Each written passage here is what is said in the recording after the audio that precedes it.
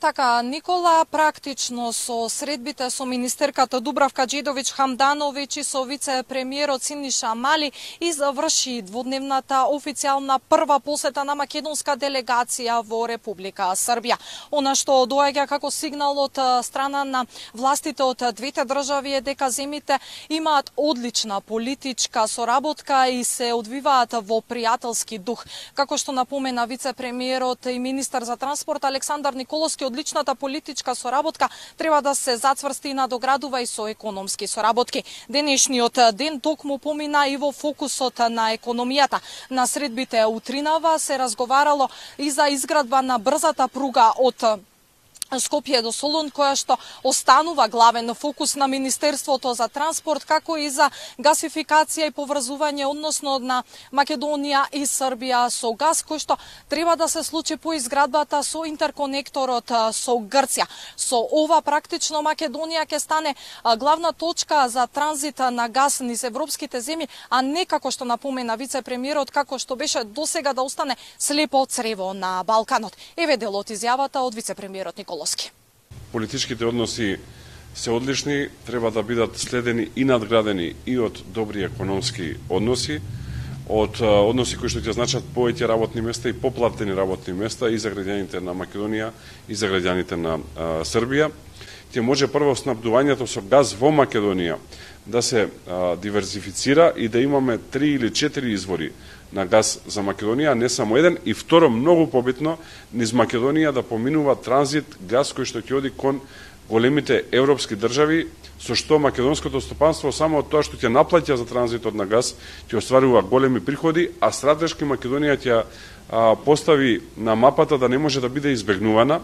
И од една ситуација каде што некои други влади сакаја Македонија да ја направат слепо црево во делот на инфраструктура и во делот на поврзување, ние сакаме да направиме центар во поврзување, така што клучен гасовод низ Македонија кој што оди до Централна Европа, изградба на брза пруга со 200 км на час, која што исто така оди до Централна Европа, завршување на коридорот 8 во делот на автопатско поврзување со Бугарија и со Албанија и во перспектива и железничко, како изградба на мултимодуларен комплекс кај Трубарево, каде што треба практично да изградиме едно пристаниште на суво, како што се нарекува, каде што треба да се претовара целата роба која што ќе доаѓа од Солунското, Драчкото, Атинското пристаниште. Мислам дека македонската економија во следните 10 до 15 години ќе ја стави во центарот на Балканот, што е наша основна задача.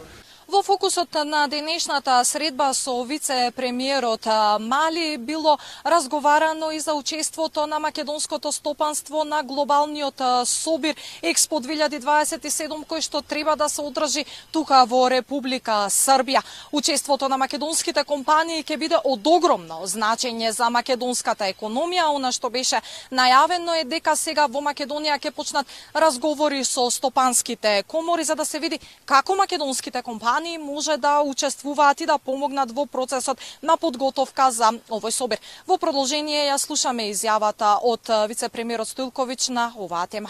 Ќе заминам на лице место, таму каде што се одвиваат градежните работи, да се запознам на лице место со тоа што се случува таму, да ги видам макетите, да видам сето она што би било потребно да се направи во наредниот период и да работиме на подготовка на посетата на српскиот премиер на Македонија и средбите со Стопанската комора на Македонија, каде би произлегла одлука за или каде би се пронашле македонски компании кои може да дадат соодветен допринос во изградбата на Белград Експо 2027 година.